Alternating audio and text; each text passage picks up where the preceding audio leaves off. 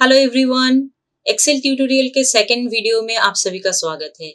इस वीडियो में आज हम सीखेंगे कि एक्सेल में डिफरेंट शीट्स को किस तरह से हैंडल किया जाता है।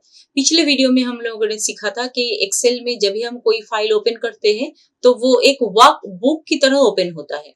तो ये वर्क बुक एक्चुअली क्या है, इसमें मल्टीपल पेजेस हम रख सकते हैं।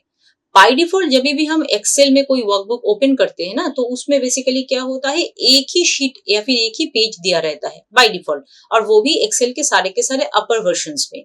लोअर वर्जन जो भी थे पहले, उसमें बाय डिफॉल्ट 3 शीट दिया रहता था, लेकिन अभी के जो भी एडवांस वर्जन है उसमें एक ही शीट दिया रहता है। तो जब भी आप एक्सेल का कोई वर्कबुक खोलोगे तो उसमें आप देखोगे कि एक ही शीट वहां पे दिया हुआ है। तो अगर हम चाहे तो उसमें शीट ऐड करना, शीट डिलीट करना, शीट का नाम चेंज करना, वैसे variety of work regarding sheets हम यहाँ पे कर सकते हैं। तो आज का जो वीडियो है उसमें हम शीट हैंडलिंग के बारे में ही पूरा का पूरा पार्ट सीखेंगे। पिछले वीडियो में मैंने आपको बताया था कि सेल क्या होता है। अगर सेल में कुछ भी हो, लिखा हो, अगर मान लीजिए इस वाले सेल में आपको कुछ लिखना होता है तो हम वहां पे उस सेल में क्लिक करते हैं और तब जाके यहाँ पे कुछ हम टाइप कर सकते हैं, तो उसे एक्टिव सेल बोला जाता है। अब जब भी हम एक्सेल में कोई भी एक फाइल ओपन करते हैं फर्स्ट टाइम, तो वो एक वर्कबुक के हिसाब से ओपन होता है और वहां पे एकदम नीचे आप देख सकते हैं शीट 1 नाम से वो आ जाता है। तो शीट 1 में बेसिकली क्या क्या दिया रहता है, रोज और कॉलम्स, और रो और कॉलम जहां पे इंटरसेक्ट किया रहता है उस जगह को हम बोलते हैं सेल। ये हम लोगों ने पिछले क्लास में भी सीखा था। तो पहली बात यह है कि एक जो बाय डिफॉल्ट शीट दिया रहता है उसमें कितने रोज और कितने कॉलम्स होते हैं वो बहुत ही जानना जरूरी है। तो किस तरह से हम जानेंगे, तो देखो यहाँ पे जानने का तरीका अलग अलग होता है। तो पहले जो यहाँ पे स्क्रीन में देखो, अगर जो रोज है और वो जो कॉलम्स है, दोनों के इंटरेक्शन पॉइंट में लेफ्ट में एकदम यहाँ पे ऊपर कॉर्नर में नेम बॉक्स के नीचे अगर यहाँ पे हम क्लिक करेंगे तो नेम बॉक्स में दिखाता है कितने रो और कितने कॉलम्स है। ठीक है, पूरा सिलेक्ट कर लिया हम लोगों ने। यहाँ पे अगर हम क्लिक करके रखेंगे तो यहाँ पे दिखा रहा है 1 0 4 8 5 7 6 रोज, इतने सारे रोज यहाँ पे है, लेकिन कॉलम्स यहाँ पे दिखाई देता, लेकिन कॉलम बॉक्स छोटा है। तो अगर मैं चाहूँ इसको थोड़ा सा इंक्रीज कर लूँ इस तरफ, अब देखते हैं। चलो यहाँ पे देखो, तो जो R लिखा है उसका मतलब है, नेम बॉक्स में जो R लिखा हुआ है उसका मतलब है नंबर ऑफ रोज, और जहां पे C लिखा हुआ है वो होता है नंबर ऑफ कॉलम्स। तो यहाँ पे 1 0 4 8 5 7 6 इतने नंबर ऑफ रोज है और 16,384 कॉलम्स है। दूसरा एक तरीका है इसको जानने का, कोई भी एक सेल में आप यहाँ पे क्लिक कर लो और कंट्रोल डाउन एरो ये प्रेस करो, एकदम नीचे देखो आ गया है, ये कितने रोज है वो आपको दिखा रहा है। उसी तरह से अगर आप कंट्रोल अप एरो करोगे तो फर्स्ट रो में आ जाओगे। सेम अगर राइट साइड में जाना होगा, मतलब नंबर ऑफ कॉलम्स देखना है, यहाँ पे तो स्टार्टिंग हो रहा है कॉलम ए से, लास्ट कहां तक है वो अगर जानना है, फिर आप कंट्रोल राइट एरो दोगे। तो कंट्रोल राइट एरो देने से आप देख सकते हो लास्ट वाला जो आपका कॉलम है उसका नाम है XFD। ठीक है, उसी तरह से अगर आप एकदम फर्स्ट में आना चाहते हो फर्स्ट कॉलम में, तो कंट्रोल फिर लेफ्ट एरो दे दो, ये आ गए हम फर्स्ट कॉलम में। ठीक है, और जैसे कि मैंने बताया था, रो और कॉलम जहाँ पे A और 1 लिखा हुआ है उसके ऊपर वाला ये जो स्क्वायर बॉक्स है, इसमें अगर आप क्लिक करके रख दोगे तो आपको टोटल नंबर ऑफ रोज और total number of columns in a single sheet दिखाया जाएगा। ठीक है, तो ये हो गया रोज और कॉलम्स किस तरह से हम पता कर सकते हैं। एक्टिव सेल भी बता दिया।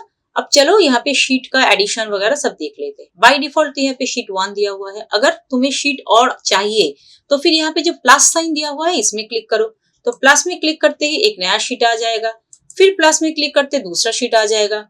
अब तुम्हें लग सकता है कि यहाँ पे मैम शीट 1 के बाद 5 6 कैसे आ गया, क्योंकि मैंने शायद काम करते वक्त यहाँ पे 2 3 4 शीट ऐड किया था और जब काम हो गया उसको इरेज कर दिया था, इसी वजह से ये शीट 5 6 7 इस तरह से आ रहा है। अगर आपने अभी तक कुछ काम नहीं किया होगा तो शीट 1 फिर शीट 2 फिर शीट 3 इस तरह से आएगा।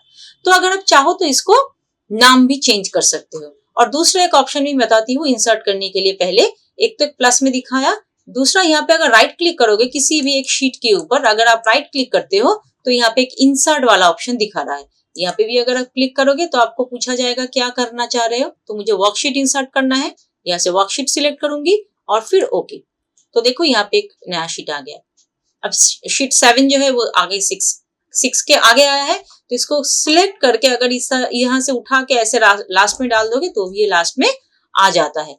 ठीक है, अगर इसका भी नाम चेंज करना है तो नाम हम किस तरह से चेंज कर सकते हैं, तो नाम चेंज करने के लिए शीट के ऊपर हम डबल क्लिक करेंगे और फिर इसका नाम चेंज कर देंगे। मान लो दे दिया पेज 1 ऐसा, ठीक है। या फिर दूसरा ऑप्शन दिखाती हूँ, राइट क्लिक करो शीट के ऊपर जिसका भी नाम चेंज करना चाह रहे हो।